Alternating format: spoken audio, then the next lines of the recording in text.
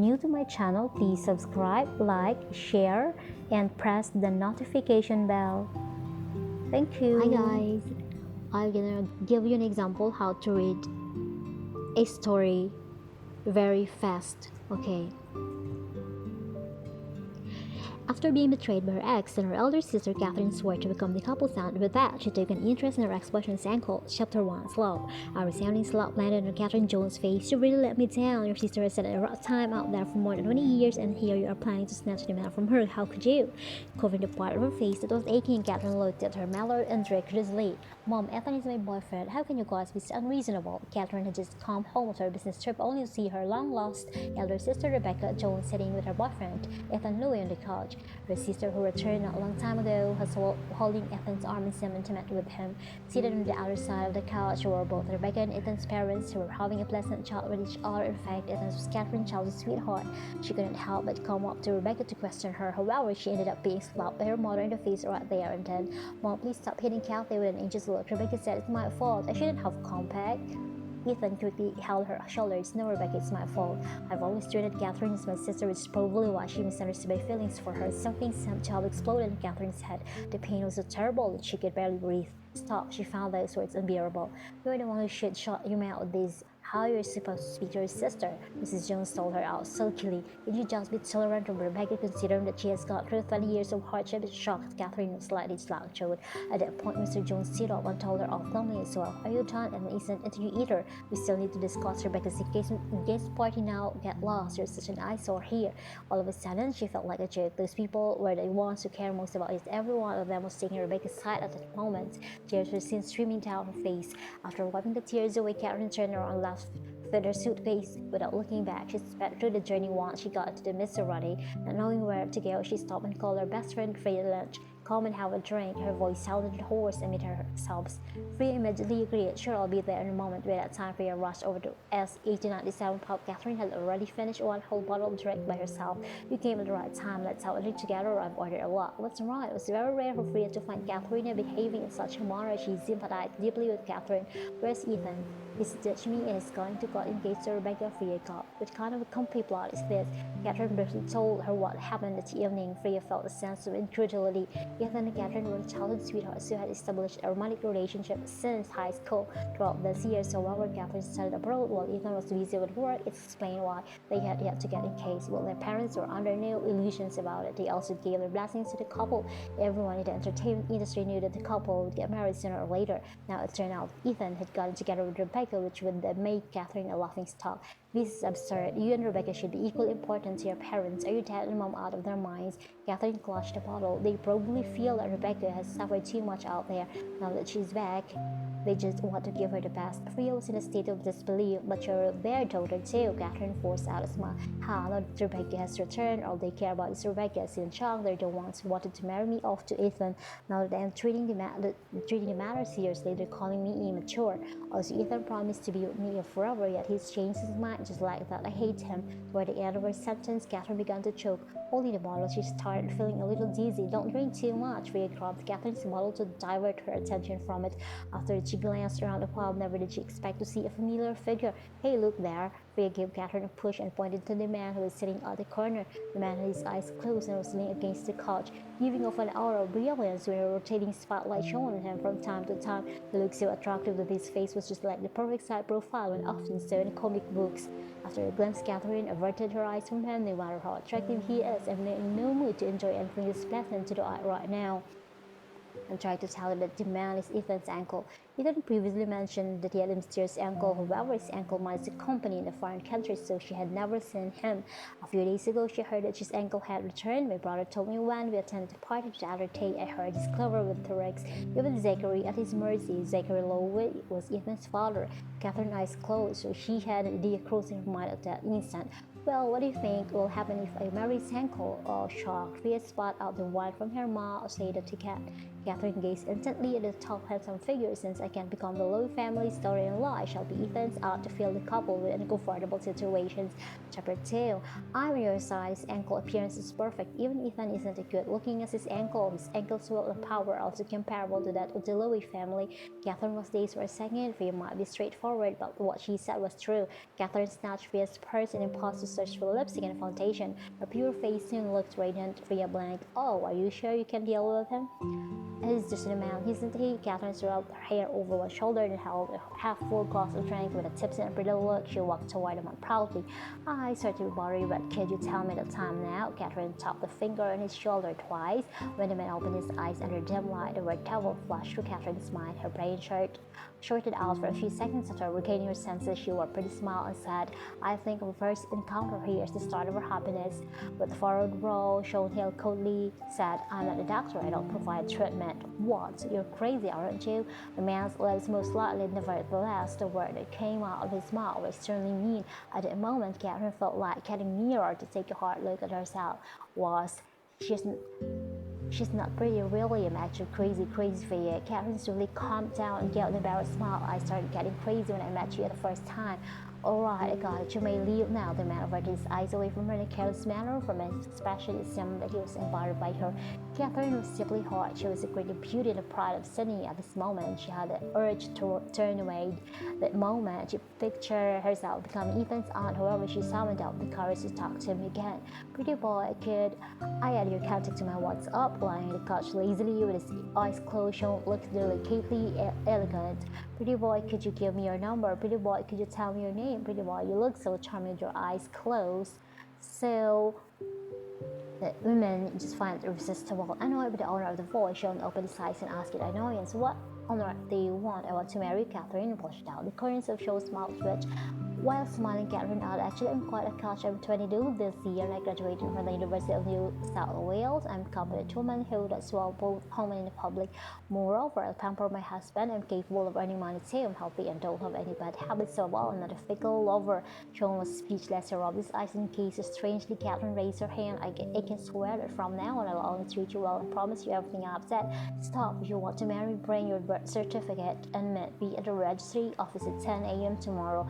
The man stared down at her with one hand in his pocket. Catherine was dumbfounded. She then stammered, are you lying to me? Did you give it to go? Upon looking away, Sean turned around and started to leave. Chapter 3. The plot twist happened so quickly that Catherine suspected she had drunk too much. As her thought remained as a free account to tap her on one shoulder, she said sympathetically, don't get too upset. It's not easy to capture the heart of wealthy and handsome man. Keep it up. No, it told me to meet him at the entrance of the registry office tomorrow at 10 a.m. Catherine replied with a dazed look. Rhea remained uncannily quiet for a moment before she burst out laughing. Congratulations on becoming Ethan's aunt. Catherine asked, you believe him? Before forcefully pinched Catherine's soft face. Why not? Please, with your naturally pure look, you can easily beat those young ladies in the entertainment industry. Let's go on how we're trying to celebrate your marriage. Catherine seriously wondered how was Freya had drunk while she was away. Eventually, Mollisani slowly moved toward the pub entrance. The vault opened the car and Sean subsequently went to the back seat. He undid the two buttons of his shirt while leaning against the leadership lazily. Didn't I tell you to keep it low-key? Haley Young politely replied, it's actually the cheapest car in the family's house. Sean frowned a little. Who else knows that I'm in Melbourne? What's except Senior Madam. Sean's brows relaxed by the look of thanks to the woman's appearance just now. A sheer coincidence. Find out what this person is. I want to know her information before I tone. The morning sun shone through the curtains. Catherine, who was deep asleep, was woken by the noise outside. Just as she opened her eyes, she saw Ethan opening the door and striding into her room. Freya, who followed him into their room, roared, this is my house. You're basically invading my home. Sure enough, you're here, Ethan. Stared keenly at Catherine, who had bloodshot eyes and slightly messy hair. Catherine became wide awake at that moment, her eyes expressing dejection. The two of you should have good shot. It hasn't been easy being together for so many years after some talk. Freya turned around, locked, closing the door behind her. The room was silent. Sitting on the edge of the bed, Ethan stretched out his hand to touch her hair. With a scornful look, Catherine dodged away from his hand. Does Rebecca know that you're here? Ethan's handsome face froze, then he clenched his fist. Kathy, you're probably unaware that the Jones family has decided to give Rebecca 80% of the company shares. Catherine was so shocked that her lips turned pale. This is impossible. It's true. Your dad said it himself. Catherine seemed to have crossed everything within minutes. She lifted her head and looked at her child's sweetheart him. She loved them back then. Tears began to gush from her eyes. So that's why you abandoned me and chose Rebecca, right? Ethan gripped her hands. This is just temporary. I've just gotten engaged to Rebecca, but I'll leave our wedding on the back burner. As you know, my dad is an illegitimate son. If I don't do this, I wouldn't even be able to compete. Kathy, I just want to provide you with a good life. Liar. Catherine snatched her hand out with gross and three insults of him. You're only 25. Even if you don't get an inheritance from your family, can you just start your own business? You're too naive. Ethan stood up slowly, hiding the emotion in his eyes. He said helplessly, it's not in our power to choose certain things due to our background. Catherine looked cold without uttering a word she found reasonable. Amid the silence, Ethan sighed softly. Give me 3 years, Kathy. You're still young. You can afford to wait. Catherine nearly went mad. How dare he say such things in some righteous manner when he only wants to make her keep her youth for him? You've chosen to be engaged to Rebecca for the sake of your career. Who knows whether you'll marry her 3 years later? Please get out of my face. I don't want to see you anymore. Time will show my love for you. You can be upset with me, but then go out and drown your sorrows with alcohol. It's not good for your health. Since Catherine wasn't going to along with what he said, he merely advised her before he turned around and left. Upon hearing the door shut, Catherine flung a pillow to the wall with reddened eyes and spent a few seconds sitting still. After that, she frantically put on her shirt and dashed out. He laughed. What's the point of going after him? Freya quickly stopped her. Catherine took a deep breath, then gnashed her teeth. I agreed to meet him at 10 a.m. to get married, Freya said. You actually believe him? Didn't you say you believed him last night? Freya embarrassedly replied. Well, that's because I drank too much. What if he's serious about it? Catherine pushed away and ran out. Chapter 4. Catherine took a taxi directly to the Jones family's house. At that time, Mr. Jones had already gone to work. She rushed upstairs to take her birth certificate. Just as she walked to the living room, she saw Rebecca coming out of the study with a large pile of documents. You're finally back, sis. I was still worried about what happened yesterday. A guilty look spread across Rebecca's face. It's just that Ethan is really not into you. You can't force someone to love you. Catherine shot her a cold gaze. Enough is enough. We can stop acting since there's no one else here. I underestimated you before this. Don't treat me this way, Rebecca. Bit her lips, her tears streaming down her face. I'll just yield to your demands in the future, okay? I won't get involved in matters related to the company. I'll pass you these documents. As she was speaking, she showed the documents to Catherine's hands. Catherine frowned straight and subconsciously extended her hands to push the documents away. As a result, all the document dropped to the floor. What are you guys doing? Suddenly, Sally Lennon walked down the stairs and caught sight of Rebecca's tear face as well as the scattered documents. Aren't these the company's documents that your dad asked you to go through? Don't be mad at her, Mom. It's my fault. With a pale face, Rebecca hurriedly explained. Kathy asked me to stop getting involved with the company's matters and hand these documents to her. I was planning on giving her the documents, but she's probably unhappy about the issue with Ethan, so you're lying. Stop. Sally glared at Catherine. Who gave you the right to hop ahead in the company's matters? It's your dad and me who asked Rebecca to go through the documents. Rebecca will officially become the manager of the company next week. You'd better behave yourself. Catherine was dumbfounded. Speaking of education and experience, I'm more qualified than her. Despite joining the company 1 year earlier than her, I'm not even a manager yet. What gives her the right to jump to a managerial position just like that? Mom, I'd better not become a manager. I don't want to ruin my relationship with Kathy. Rebecca immediately sat while sobbing. Sally's heart ached very badly. Look how much Rebecca cares about your sisterhood. What about you? You're narrow-minded and calculating. You're not even qualified to be a manager, and no wonder Ethan would choose Rebecca instead. Both Rebecca and Catherine were her daughters. However, Sally was so biased toward Rebecca that she believed everything she said. Catherine had been by her mother's side since young. Did Sally not know her character? As anger rushed through her body in a way that had never happened before, Catherine took 2 steps backward. Fine, since I'm so terrible, I'll leave, okay? She went to her room right after she finished speaking. She got a suitcase and subsequently stuffed her clothes into it. Rebecca's voice came from the door. Mom, Kathy's mad. We should talk her out of leaving. Don't bother with her. That's just how she behaves. She's been pampered too much. She'll come back 2 days later. Let's go and buy you some clothes since you're going to get engaged soon. After 40 minutes, Karen saw a man's figure at the entrance of the registry office. She rushed toward him after parking her car. He actually came. The woman's voice was filled with surprise and joy. Catherine was aware that a few young women who were coming to the registry office to get married were casting glances at him. What a handsome man, the man beside the woman said. The little girl looks pretty too. That's true, they match each other. Well, the future children will probably be looking good looking and like ours. How worrying. When the discussion reached Sean's ears, he said straight away, "We won't have children." Catherine was at a loss for words. Sean said, "We'll divorce 3 years later. I'll give you a sum of money which will be enough for you to live the rest of your life. I'll say I won't meet your family. Think about it carefully. If you can't go along with this deal, you can live." Catherine felt like something was stuck in her heart. She was under the impression that he liked her at first sight. Last night, she didn't mind him not loving her at first sight, though. With her charisma, she believed that she could win the man's heart in 3 years' time. Say she had to consolidate her identity as Ethan's aunt. Alright, once the two of them entered the registry office, the first one to take pictures together. The cameraman, who had spent a long time taking pictures of them, was not satisfied with the outcome. "Can you guys get close to each other and look sweet? Also, sir, please smile." An impatient look crossed Sean's face. Catherine immediately hooked her arm around his thin said with a smile, "His facial nerves have been damaged, so don't force them anymore, just let him be." Deeply insulted, John shot an icy glare at the woman who was wearing a cheery smile. "You'd better stop talking if you want to stop taking pictures," Catherine whispered in his ear. Boldly was standing in tiptoes. Chapter 5. Sean froze and remained silent. After Sean and Catherine were done taking pictures, they headed to the first floor to register their marriage. It was only when Sean took out his citizenship certificate that Catherine finally learned his real name, Sean Hill. However, Ethan's mother's surname was Lyons. In that case, his uncle's surname was supposed to be Lyons as well. In a daze, Catherine asked, "Why is your surname Hill?" Sean was lowering his head to sign the documents. He didn't bother to know what she meant. He casually answered, "I adopted my mom's surname." The surname of Catherine finally understood. She had been filled with fear earlier, thinking that it was a case of mistaken identity. She approached him for the very reasons that he was Ethan's uncle. However, she felt that something was somehow not right. 10 minutes later, the marriage certificates were issued. Catherine felt at twines of sadness but found this too incredible at the same time.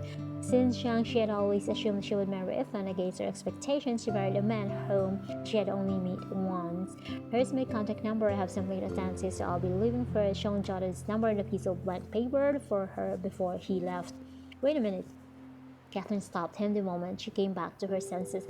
"Now that we're a married couple, we should live together." With a lot of expression, he replied, "I don't enjoy living with someone else. I'm your legal wife, not someone else. Even if we're going to divorce 3 years later, we should still live together." Shaking the marriage certificate in her hand, Catherine pouted in an attempt to gain sympathy.